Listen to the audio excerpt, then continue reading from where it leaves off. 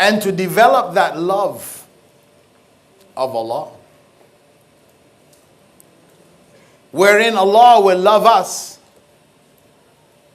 We have the hadith in which the Prophet ﷺ had said that the servant doesn't come close to Allah in any way except by doing the things which Allah had made obligatory on him. This is the starting point. By doing the obligatory aspects of Islam. This is the starting point. We want to gain the love of Allah. We want to show the love of Allah. Then we do it by beginning with the fard. And then the Prophet ﷺ went on to say that when the servant of Allah continues after doing the obligatory to do the voluntary acts, because every obligatory act has voluntary components to it. Supportive voluntary acts from the same origin or essence of that compulsory act. And he said that when he does that, when the slave of Allah, when he or she continues to worship Allah through doing these voluntary acts, because they're not required, it has come from themselves, then Allah will love him or her. Allah will love that person. And when Allah loves that person, what happens? When Allah loves that person, the Prophet ﷺ had said,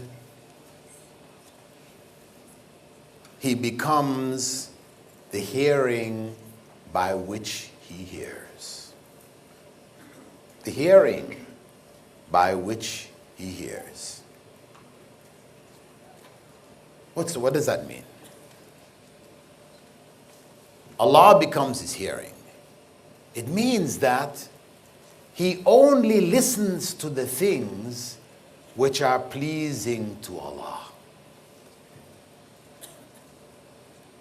Not that Allah literally become his ears and instruments inside his head which convey sounds into his brain. But he or she only listens to what is pleasing to Allah. وَإِذَا خَاطَبَهُمُ الْجَاهِلُونَ قَالُوا سَلَامًا. When the ignorant people speak to them, communicate to them, they say, Salam, peace, and go in another direction. They don't sit around with them, get involved to hear corruption. This is the way that Allah becomes their hearing. So what does that mean? It means in practical terms, as a Muslim, we must protect our ears.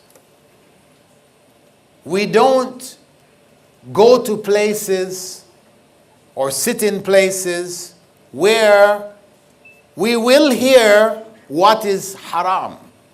Whether it is people talking, they're talking about others, backbiting, slander, all these kinds of things. We avoid that. Or whether it is music,